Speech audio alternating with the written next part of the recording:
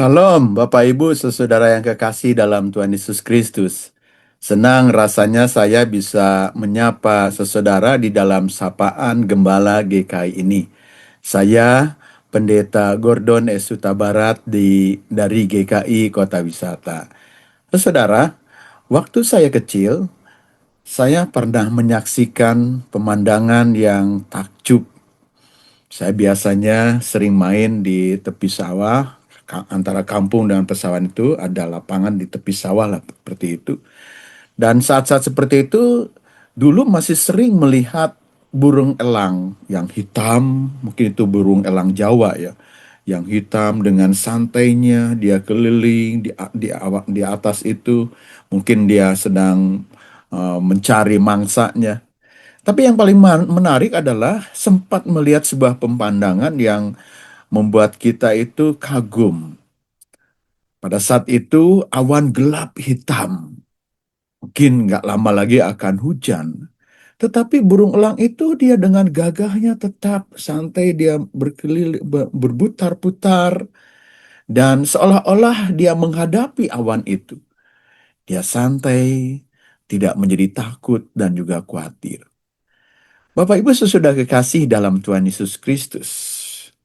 Dari cerita ini tentu kita berbeda dengan elang.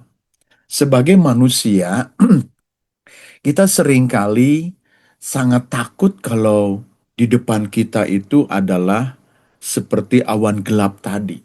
Menakutkan, mengerikan. Apa yang akan terjadi? Bapak Ibu, firman Tuhan pada saat ini disampaikan di dalam 1 Petrus 1 ayat yang ketiga demikian. Terpujilah Allah dan Bapa Tuhan kita Yesus Kristus yang karena rahmatnya yang besar telah membuat kita lahir kembali melalui kebangkitan Yesus Kristus dari antara orang mati kepada hidup yang penuh pengharapan. Bapak Ibu, ayat ini mengawalinya dengan mengatakan terpujilah, berarti Allah itu terpuji di dalam Yesus Kristus. Berarti kita sedang harusnya mengangkat pujian untuk Allah. Kenapa kita harus mengangkat pujian itu untuk Tuhan? Ya. Kenapa dia harus terpuji? Oleh sebab dikatakan dalam firman Tuhan tadi, karena rahmatnya yang besar. Rahmatnya yang besar itu apa? Di situ kita bisa melihat, menghayati tentang karya Allah yang menunjukkan perbuatannya yang penuh dengan kasih untuk menolong kita. Sehingga kita boleh mendapatkan rahmat itu. Ya. Dan rahmat yang besar itu membuat kita lahir kembali. Itu yang pertama. Dan yang kedua, rahmat yang besar itu membuat kita hidup penuh pengharapan. Rahmat yang besar ini adalah yaitu karya Tuhan lewat peristiwa kebangkitan Yesus Kristus dari antara orang mati.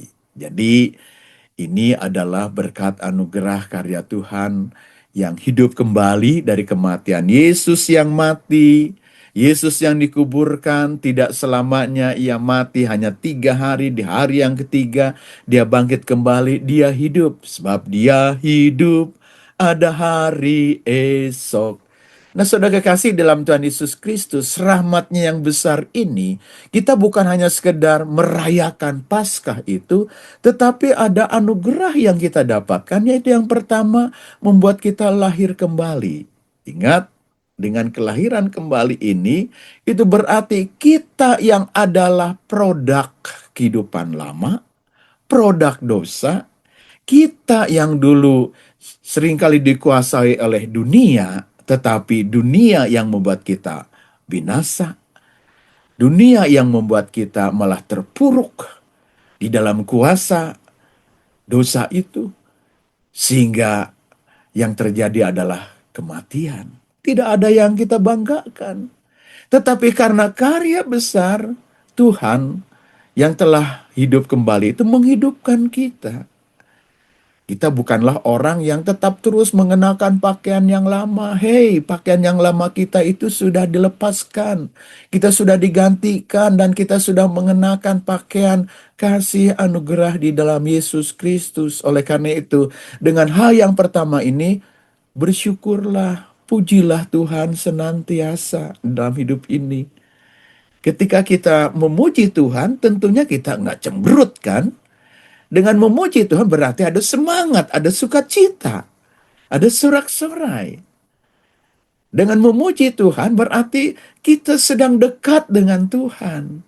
Tuhan yang kita menaikkan syukur atas setiap karyanya. Tuhan yang kita imani sebagai Allah yang memelihara, Allah yang berkuasa, Allah yang telah menyelamatkan kita. Kalau kita punya Allah di dalam Yesus Kristus yang seperti itu, meskikah kita takut terhadap masa depan yang tidak pasti itu?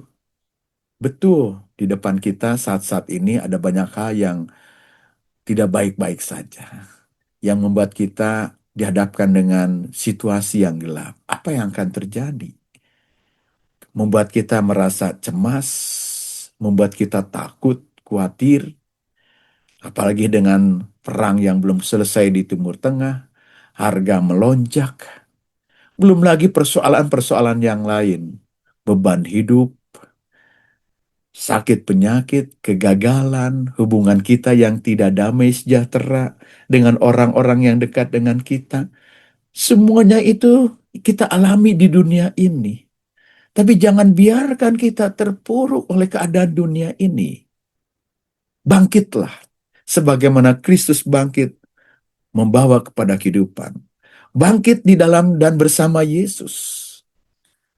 Dan peristiwa Paskah itu mengingatkan kita kembali bahwa kita bukanlah orang-orang yang pada saatnya harus selesai pada satu titik dengan segala kehancuran, kecemasan, kegagalan, keterpurukan. Tetapi kita adalah orang yang punya hidup penuh pengharapan. Karena kuasa Tuhan di dalam anugerah kebangkitan itu, hidup kita penuh pengharapan. Artinya hari besok masih ada. Artinya kita tidak sendirian dalam menghadapi hidup ini. Oleh karena itu, biarlah kita boleh berserah pada Tuhan. Kita bersyukur, Kristus yang bangkit itu tidak membiarkan murid-murid sendiri ketika mereka sempat putus asa, ketika mereka sempat down, ketika mereka seperti anak ayam kehilangan induknya. Tetapi Kristus yang bangkit menjumpai mereka, menyertai mereka, menguatkan mereka, meneguhkan kembali, sehingga mengubah mereka menjadi orang-orang yang berani, orang-orang yang bangkit, orang-orang yang mau melanjutkan memberitakan karya kasih Tuhan tentang keselamatan itu. Dan penyertaan itulah yang membuat para murid pada akhirnya mereka mampu melakukan itu semua. Oleh karena itu, yakinlah bahwa Tuhan sekali-kali tidak meninggalkan kita. Janjinya menyertai kita sampai akhir zaman berlaku. Dalam kondisi apapun ketika kita menjalani dunia ini, penyertaannya bersama dengan kita. Oleh karena itu, nikmatilah kehidupan ini, tenanglah.